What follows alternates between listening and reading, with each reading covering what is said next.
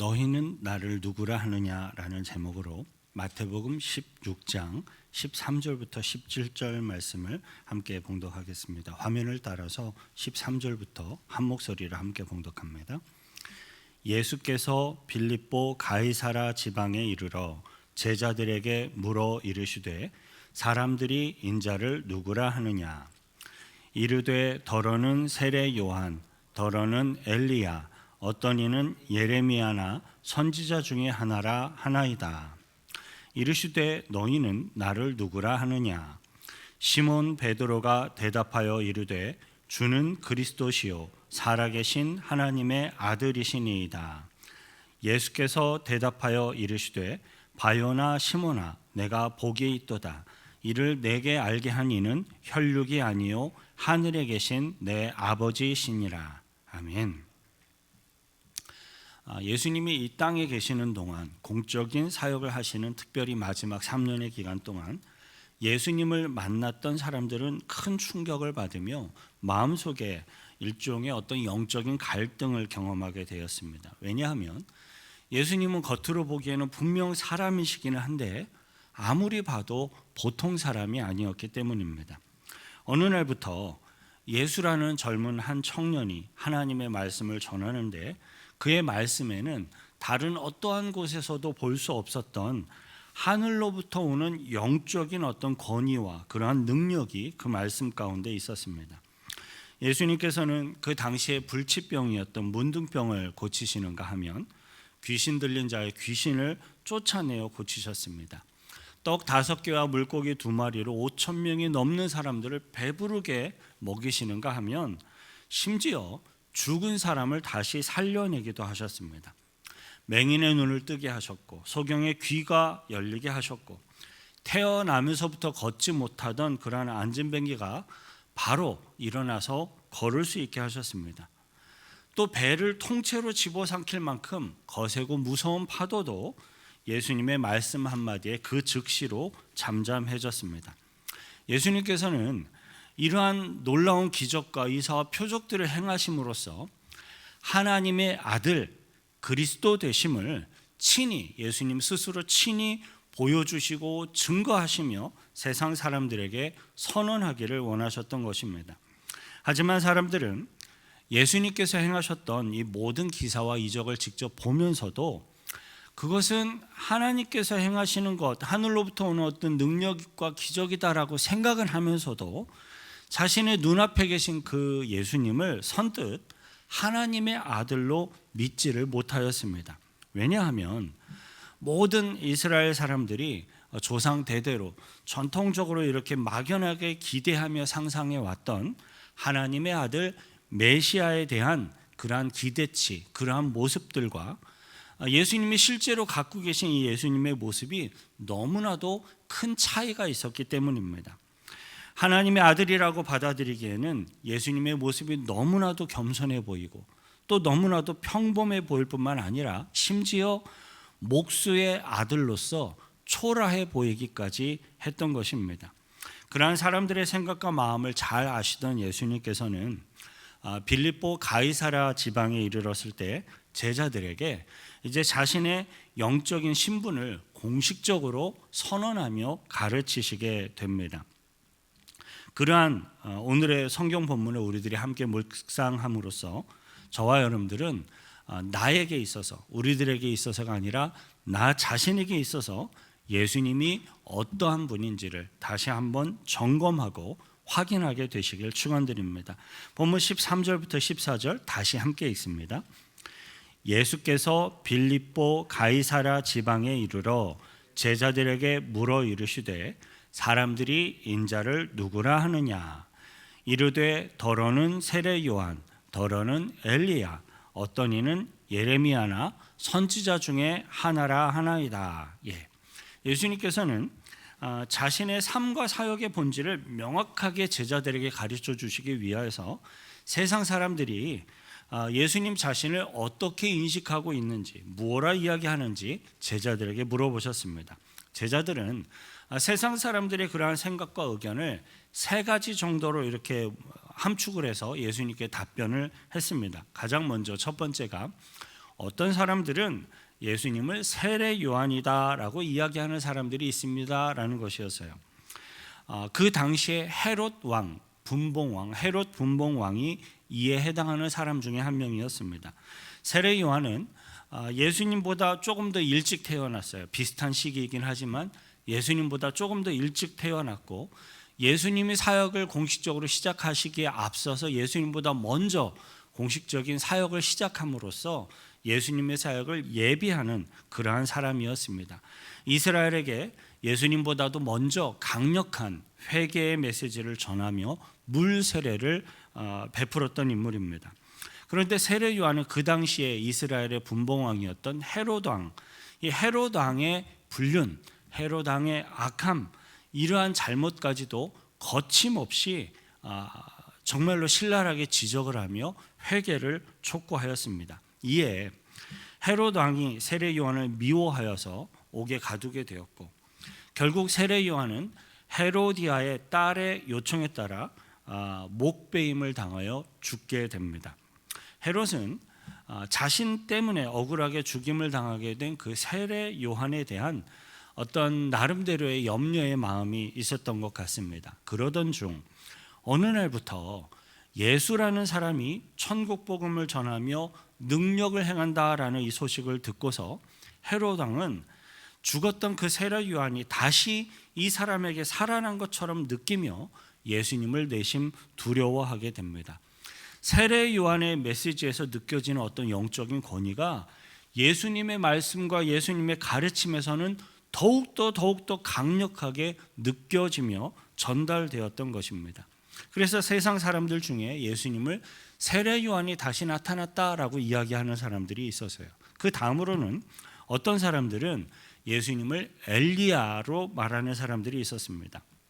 엘리야 선지자는 갈멜산 꼭대기에 올라가서 바알 선지자 450명, 그리고 아세랴 선지자 400명, 이 850명의 우상 숭배하는 선지자들을 모아놓고 단 한 명 혼자서 영적인 대결을 벌이며 그 선지자들의 거짓됨을 증명하고 우상신의 거짓됨을 증명함으로 그들을 죽이게 하였던 능력의 선지자였습니다. 심지어 이 엘리야는요, 그들이 하나님 앞에 우상 숭배함으로 이스라엘 가운데 가뭄이 왔는데 무려 3년 반 동안 비가 오지 않는 정말로 끔찍한 가뭄이 이스라엘을 휩쓸고 있었습니다. 그때 이 3년 반 동안 가뭄이 들었던 이스라엘 땅에 단지 혼자서 이 갈멜산에 올라 혼자 엘리야가 하나님 앞에 기도함으로써 비가 오게 하였던 정말로 능력이 많은 역사적인 그러한 인물이었습니다. 사람들은 예수님이 온갖 표적과 온갖 초자연적인 능력을 행하시는 것을 보면서 구약 성경에 있는 과거의 이스라엘 가운데 역사 가운데 있었던 이 능력의 엘리야 선지자가 다시금 이스라엘 가운데 이렇게 나타난 것이 아니냐라고 예수님을 이렇게 엘리야 선지자로 생각하는 사람들이 있었습니다. 그 다음으로는 어떤 사람들은 예수님을 예레미야 선지자처럼 선지자 중에 한 사람으로 이야기하는 사람들이 있었어요. 예레미야가 이스라엘을 위하여 정말로 가슴이 찢어지는 듯한 어떤 탄식, 눈물로 이스라엘을 향하여 회개의 메시지를 전파하고 하나님 앞에 속히 회개하고 돌이키기를 간구하고 기도했던 그러한 선지자이지요. 말 그대로 자신의 동족, 나라, 민족을 사랑하며 온갖 희생과 그러한 사랑의 마음으로 이스라엘을 위해 기도하고 눈물로 기도했던 그러한 선지자가 바로 예레미야 선지자입니다. 그런데 이러한 예수님의 어떤 말씀을 가만히 듣다 보면 이 이스라엘을 위한 너무나도 희생적인 사랑, 그리고 그 예수님의 간절함이 정말로 이 예레미야 선지자가 했던 것보다 더욱더 강렬하게 느껴지고 경험되어졌던 겁니다. 그래서 사람들은 예수님이 과거에 있었던 이 예레미야 선지자가 다시 예수님의 모습으로 우리들에게 나타난 것이 아닌가라고 이렇게 이야기하는 사람들이 있었던 겁니다. 그리고 오늘의 본문 말씀에는 언급되어지지 않았지만 예수님의 가족들, 그리고 예수님의 가까운 친족들 중에는 예수님을 미친 사람으로 취급하고 여기는 사람들이 있었어요. 예수님이 갑자기 하나님의 말씀을 전하고 다니고 귀신 들린 사람들을 고치고 병자들을 고치는 걸 보면서 내가 알던 예수가 아니고 갑자기 쟤 왜 저래 이러면서 예수님과 가까이 있었던 가족들과 친족들은 예수님을 미친 사람으로 여기며 취급하는 그러한 일들이 있었습니다. 그리고 또 바리새인들은요, 예수님을 귀신의 왕 바알세불의 힘을 빌어서 사탄의 힘을 힘입어서 능력을 행하는 사람으로 예수님을 그렇게 취급하기도 하였습니다. 이처럼 그 당시 예수 그리스도에 대한 그 당시 이스라엘 수많은 사람들의 어떤 생각과 평가는 굉장히 다양하였습니다. 그리고 예수 그리스도에 대한 그러한 다양한 생각과 평가는 오늘날에도 역시 마찬가지입니다. 어떤 사람들은 오늘날에도 예수님을 위대한 스승이었다라고 평가를 해요. 또 어떤 사람들은요, 예수님 그리고 공자, 소크라테스, 석가모니와 함께 인류 역사 가운데 존재했던 위대한 4대 성인 중에 한 명이다, 그렇게 이야기하는 사람도 있습니다. 또 어떤 사람들은요, 예수님을 위대한 혁명을 했던 위대한 혁명가로 이야기하는 사람이 있어요. 또 어떤 사람들은 민중들을 위해 일하셨던 예수님을 위대한 민중운동가로 평가하며 이야기하기도 합니다. 하지만 아무리 세상 사람들이 이처럼 다양한 말로 예수님을 나름대로 좋게 평가를 하고 예수님에 대해 이야기를 한다고 할지라도 그들은 예수님의 본질을 전혀 알지 못하는 사람들에 불과하였습니다. 이제 예수님께서는 그러한 세상 사람들의 생각과 평가가 아니라 예수님의 말씀을 친히 직접 가르치시고 훈련하셨던 이 제자들, 그 제자들 스스로가 예수님을 어떻게 생각하며 인식하고 있는지를 확인하시게 됩니다. 본문 15절 한 목소리로 함께 읽습니다. 이르시되 너희는 나를 누구라 하느냐. 앞서서는 세상의 사람들이 인자를 누구라 하느냐라고 물으셨던 그 예수님이 이제 이 제자들을 향하여서 그렇다면 너희는 나를 누구라 하느냐라고 물으셨습니다. 이것은 다른 사람들의 생각, 다른 사람들의 어떤 신앙을 이 제자들이 객관적으로 이야기하며 이렇게 이야기합니다 하고 전달하는 게 아니라 제자들 스스로가 자신의 생각과 신앙을 예수님 앞에 고백하도록 요구하고 계시는 것이었습니다. 왜냐하면 예수님의 진정한 관심은 제자들 본인 스스로가 각자가 예수님을 어떻게 인식하고 느끼며 또 어떻게 예수님에 대해 생각하고 있는가 하는 것에 있었기 때문입니다. 그것이 신앙의 본질적인 모습입니다. 이것은 오늘 우리들에게도 마찬가지예요. 어떤 다른 사람들이 예수님을, 주님을 누구라고 생각하고 어떻게 고백하고 있는가, 그런 것도 물론 중요하겠지만 그것보다 더욱더 중요한 것은 나 자신이 내가 예수님을 누구라고 생각하고 있고 예수님을 어떻게 믿고 있고 어떻게 고백하고 있는가 하는 것이 더욱더 중요한 것입니다. 세상에 수많은 사람들이 예수 그리스도를 잘 알지 못하고 믿지 못하고 있다 할지라도 내가 예수 그리스도를 올바로 믿고 내가 예수 그리스도를 알고 믿을 수 있다면 최소한 나는 구원에 이를 수 있을 것입니다. 반대로 세상의 모든 사람들이 다 예수 그리스도를 믿고 알아서 구원에 이른다고 할지라도 내가 예수 그리스도를 알지 못하고 또 내가 예수 그리스도를 믿지 못한다면 세상 사람들이 다 구원을 받는다 하는 그 순간에 나는 구원을 받지 못하는 상황이 생기게 될 것입니다. 믿고 구원에 이르는 것은 다른 사람이 해줄 수 있는 게 아니에요.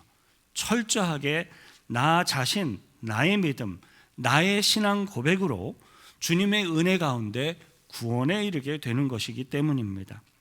이러한 관점에서 우리 믿음의 백성들이, 성도들이 믿음의 공동체, 교회 공동체 안에 등록을 하였고 교회의 멤버로 속해 있고 또 우리들이 함께 신앙생활을 하고 있다고 할지라도 우리들 각 개인이 각자의 믿음과 나의 신앙을 점검하고 확인해야 할 필요가 있습니다. 우리 교회가 건전한 신앙과 신학을 갖고 있고 우리 교회 집사님, 권사님, 장로님들, 성도들이 믿음 생활을 열심히 잘 하는 것 중요하죠. 근데 그것이 나의 믿음과는 별개의 문제예요. 교회가 믿음이 좋다고 해서 내가 믿음이 좋다라고 인정받는 게 아니기 때문입니다. 예수님께서는 너희는 나를 누구라 하느냐라고 이렇게 제자들에게 물으셨을 때 제자들이 분명 당황했을 거예요.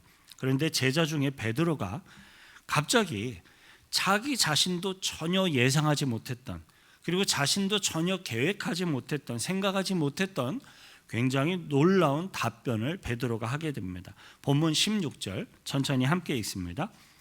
시몬 베드로가 대답하여 이르되 주는 그리스도시요 살아계신 하나님의 아들이시니이다. 아멘. 방금 우리들이 함께 읽은 이 본문 16절은 많은 사람들에게 굉장히 놀랍고 충격적으로 여겨집니다. 왜냐하면 이 베드로가 살아온 삶을 볼 때, 베드로가 살아온 갈릴리 어부의 삶을 볼 때, 또 그의 베드로의 학문과 베드로의 지식, 또 베드로가 사용하던 언어의 수준을 고려해 볼 때 이 믿음의 고백은 전혀 불가능할 만큼 놀라운 것이었기 때문에 그래요. 그리고 또 베드로의 입술을 통해서 고백된 이 믿음의 고백은 아주 짧고 간결한 짧은 문장 속에 믿음의 본질적인 요소들을 완벽하게 다 함축하고 있기 때문에 더욱더 놀랍습니다. 하지만 이 믿음의 고백이 베드로의 입술을 통해서 직접 선언되고 이야기되기는 하였지만 베드로가 그것을 충분히 이해하였고 다 알고 있으면서 믿고 있으면서 말한 것이 전혀 아니다라는 것을 우리는 금방 확인할 수가 있습니다. 마태복음 16장 21절부터 23절까지 한 목소리로 함께 읽겠습니다.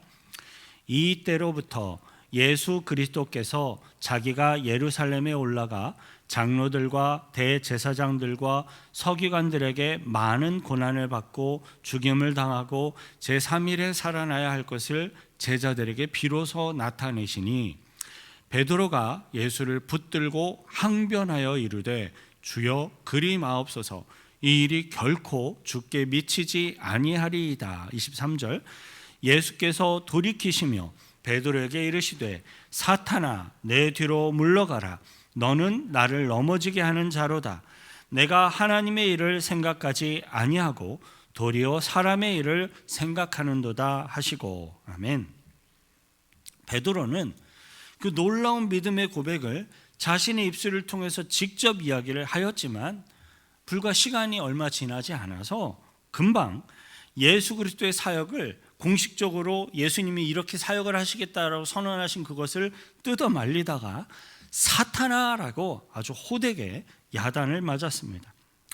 이러한 상황과 내용을 보면 베드로는 예수 그리스도가 행하시는 어떤 사명, 예수 그리스도의 사역을 전혀 이해하거나 믿지 못한 상태에서 놀라운 이 믿음의 고백을 자기도 모르게 자신의 입술로 이야기하였다라는 것을 우리가 확인할 수가 있습니다. 베드로는 자기 자신이 하고 있는 이 고백의 의미가 무엇인지조차 제대로 이해하지 못한 채 특별한 준비도 없이 그것도 갑자기 예수님이 하신 이 질문에 완벽한 믿음의 고백을 답변으로 하게 되었던 것입니다. 자, 그렇다면 우리들은 이 상황을 어떻게 이해를 할 수가 있겠습니까? 어떻게 자기가 알지도 못하고 배운 적도 없는데 어떻게 그렇게 완벽한 믿음의 고백을 정확한 시점에 맞추어서 이렇게 답변을 하는 이러한 일들이 일어날 수가 있는 것인가요? 그 오묘한 영적인 비밀을 바로 다음 구절에서 예수님이 설명해 주세요. 본문 17절 함께 읽습니다. 예수께서 대답하여 이르시되 바요나 시몬아 내가 복이 있도다. 이를 내게 알게 한 이는 혈육이 아니요 하늘에 계신 내 아버지시니라. 아멘. 본문 17절을 보니까 예수님이 놀라워하시면서 베드로에게 굉장히 크게 칭찬과 축복을 아끼지 않으셨습니다. 예수님이 보통은 베드로를 시몬 혹은 베드로 이렇게 부르셨겠죠. 그런데 바요나 시몬, 요나의 아들 시몬아라고 이러한 표현으로 그때 당시 유대 이스라엘 그 지경에서 공식적인 어떤 호칭을 사용을 할 때 하는 표현 방식이었어요. 요나의 아들 시몬 이렇게 공식적인 베드로의 이름을 전부 다 부르면서 베드로에게 복이 있음을 선언하셨습니다. 왜냐하면 베드로가 그러한 놀랍고 완벽한 믿음의 고백을 할 수 있도록 알게 하셨고 이렇게 말하게 허락하신 분이 바로 하늘에 계신 하나님 아버지이시기 때문이었습니다. 하나님께서 베드로에게 은혜를 베푸시고 베드로로 하여금 그러한 믿음의 고백을 말하게끔 허락하신 것입니다. 진정한 믿음의 고백은요, 인간적인 어떤 혈육에 속한 것이 아니라 성령을 통하여서 하나님의 영이 임하심으로써 우리들이 할 수 있게 되는 것입니다. 여기에 바로 하나님의 은혜가 있고 믿음과 구원의 신비가 있습니다. 베드로에게 하나님의 은혜가 부어졌고 또 성령께서 그에게 역사하셔서 베드로의 입술을 통해 믿음의 고백을 할 수 있도록 하셨기 때문에 예수님이 베드로를 향하여서 복이 있다라고 선언하시는 거예요. 성령을 받았으니까, 하나님의 은혜를 입었으니까 복이 있구나라고 크게 선언을 하신 것입니다. 베드로의 경우는 자신이 이성적으로 다 이해를 하지 못하고 알지 못하고 있는 그러한 믿음의 고백을 먼저 이렇게 한 이후에 나중에야 자신이 비로소 그것을 이해하고 비로소 그것을 믿는 믿음에 이르게 되었습니다. 물론 대부분의 많은 사람들은 이렇지가 않습니다. 대부분의 경우는 하나님의 말씀, 십자가의 복음을 먼저 들어서 지식적으로 알고 이해를 한 이후에 비로소 하나님의 은혜가 부어지고 또 믿음이 생기고 자라나서 구원에 이르게 되는 경우가 대부분입니다. 하지만 하나님의 특별한 뜻 가운데 어떤 특별한 상황에서는 베드로의 경우처럼 성령께서 강권적으로 믿음의 은혜를 먼저 부으시고 그리고 나중에 성경 말씀과 이 복음을 점차적으로 깨닫게 되면서 믿음이 굳건해지고 세워지는 경우가 있는 거예요.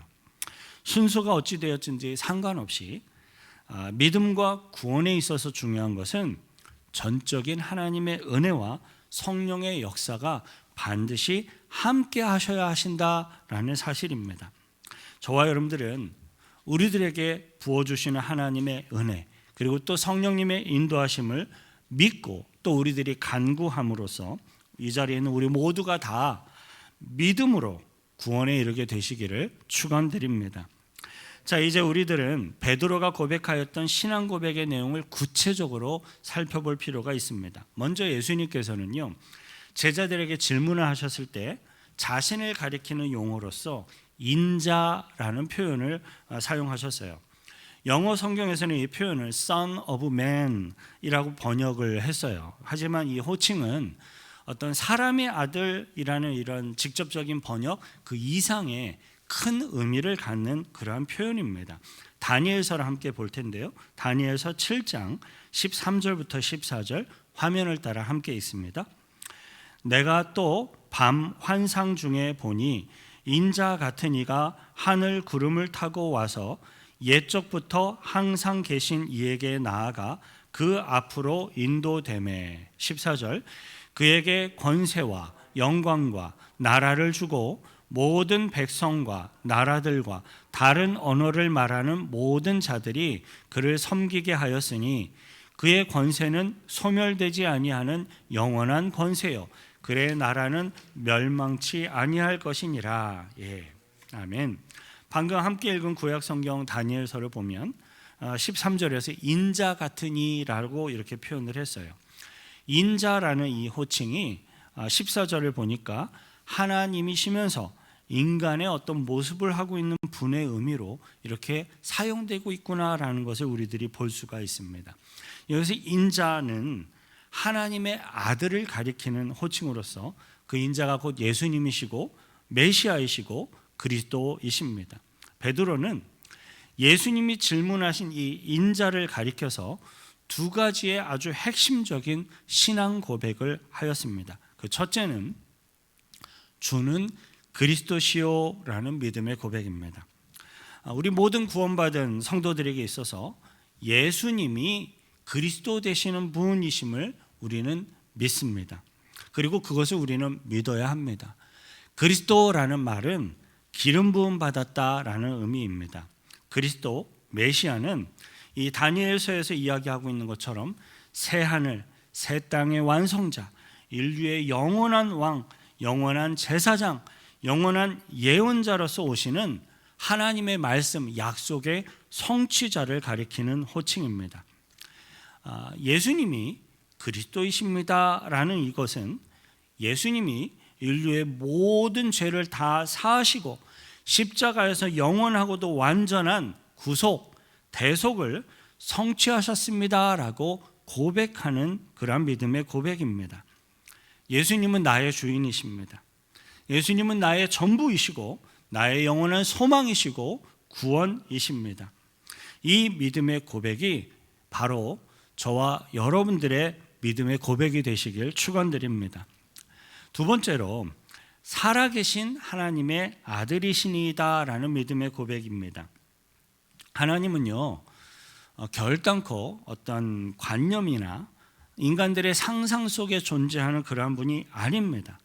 하나님은 과거에도 실제로 존재하셨고 지금도 실제로 살아서 역사하고 계시고 앞으로도 하나님은 실제로 살아계셔서 역사하시는, 존재하시는 분이십니다. 그 살아계신 하나님의 측면에서, 하나님의 관점에서 예수님을 보고 예수님을 이야기할 때 예수님은 하나님 자신이세요. 한 분이세요. 그리고 우리 인간들의 관점에서 이 하나님 되시는 예수님을 이야기한다면 예수님은 하나님이신데 인간의 몸을 입고 이 땅에 오신 하나님, 하나님의 아들이십니다. 예수님은 세상의 사람들이 이야기하는 것처럼 결코 어떤 성인이나 어떤 혁명가나 위대한 스승이나 또는 초자연적인 능력을 가진 어떤 그러한 특별한 사람의 수준이 전혀 아닙니다. 예수님은 모든 만물을 창조하신 창조주이시고 또 장차 심판하러 오실 심판주이십니다. 예수님은 그리스도이시고 동시에 하나님 자신이시고 하나님의 아들이십니다. 이 진리가 믿어질 때 비로소 성경의 모든 내용이 이해가 가고 믿어지고 받아들여지는 것입니다. 예수님이 하나님 자신이시기 때문에 우리 인간들이 하나님께 나아가고자 한다면 반드시 예수님께로 나아가야 되는 거예요. 그 길만이 유일한 길입니다. 그래서 예수님께서는 다음의 말씀들을 아주 명확하게 선언하셨습니다. 요한복음 14장 6절부터 7절을 함께 읽겠습니다. 예수께서 이르시되 내가 곧 길이요 진리요 생명이니 나로 말미암지 않고는 아버지께로 올 자가 없느니라. 7절 너희가 나를 알았더라면 내 아버지도 알았으리로다. 이제부터는 너희가 그를 알았고 또 보았느니라. 아멘. 우리 믿음의 백성들이 복음을 믿습니다라고 고백을 한다면 그것은 다른 어떤 사실을 믿는 것이 아니라 바로 예수님이 그리스도이시고 예수님이 하나님이십니다라는 이 사실을 믿는 것입니다. 사도 요한은 자신이 요한복음을 기록한 목적에 대해서도 다음과 같이 기록을 했어요. 요한복음 20장 31절 함께 읽습니다. 오직 이것을 기록함은 너희로 예수께서 하나님의 아들 그리스도이심을 믿게 하려 함이요 또 너희로 믿고 그 이름을 힘입어 생명을 얻게 하려 함이니라. 아멘. 우리 믿음의 백성들이 반드시 믿어야 하는 복음의 핵심은 바로 우리의 주인 되신 예수님이 그리스도이시고 예수님이 하나님의 아들 되신다라는 이 사실이 바로 우리들이 믿어야 하는 중요한 내용입니다. 오늘의 성경 본문에서 베드로가 고백하고 있는 이 믿음의 두 가지의 중요한 이 요소가 우리들의 신앙 고백에서 만일에 빠지게 된다면 그것은 절대로 복음이 될 수가 없습니다. 오늘날 세상의 어떤 사람들은요, 우리는 기독교 단체입니다. 나는 기독교인입니다. 라고 그렇게 이야기를 하면서도 정작 중요한 복음의 핵심인 이 베드로의 믿음의 고백을 인정하지 않는 사람들이 제법 많이 있습니다.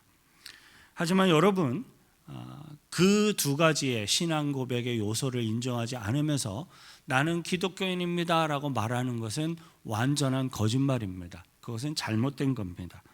예수님이 그리스도이시고 하나님의 아들이십니다라는 이 믿음의 고백이 빠진다면, 없다면 그것은 더 이상 기독교가 아니고 성경의 가르침도 아닙니다. 사랑하는 성도 여러분, 저와 여러분들은 오늘의 성경 본문에서 베드로가 고백하고 있는 이 신앙 고백의 핵심을 나의 믿음, 나의 믿음의 고백으로 소유하며 믿으시기를 축원드립니다. 인자 되신 예수님은 그리스도이시고 메시아이시고 하나님의 아들이십니다.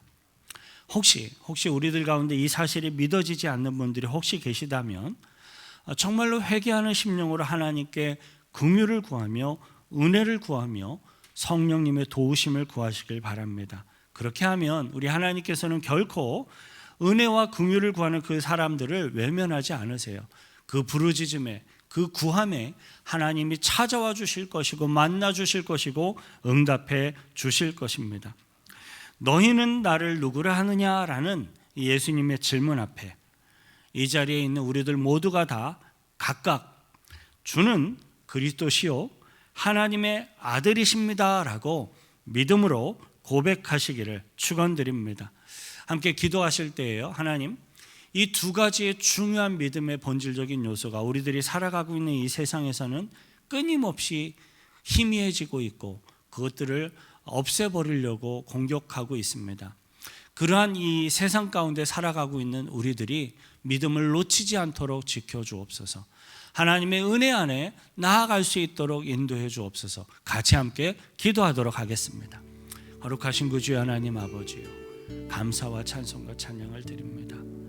이 악하고 음란한 세대는 끊임없이 믿음의 본질적인 요소를 빠뜨리고 제거하며 세상적인 모습으로 나아가고 바뀌어가고 우리들을 유혹하려고 만들어가고 있음을 보게 하옵소서.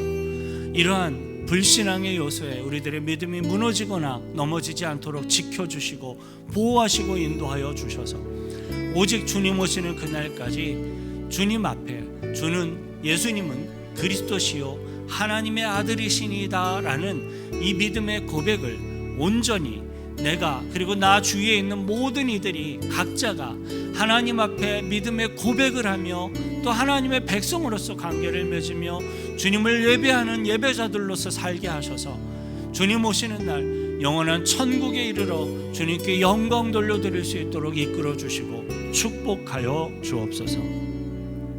하나님 아버지, 우리들의 신앙과 믿음의 핵심 내용이 무엇인지 다시 한번 확인하게 하시고 또 오늘 말씀 가운데 점검하게 하시니 감사드립니다.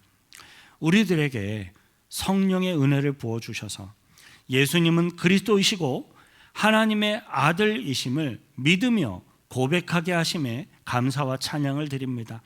혹시라도 베드로처럼 더디게 믿어지고 베드로처럼 더디게 느리게 깨달아지는 사람이 있을지라도 하나님의 은혜와 성령의 능력으로 지도해 주셔서 진실된 믿음의 고백으로 구원에 이르도록 인도하여 주옵소서. 우리를 구원하신 예수 그리스도의 이름으로 기도하옵나이다. 아멘. 주님의 은혜 앞에 감사의 박수로 영광 돌려드리겠습니다. 아멘.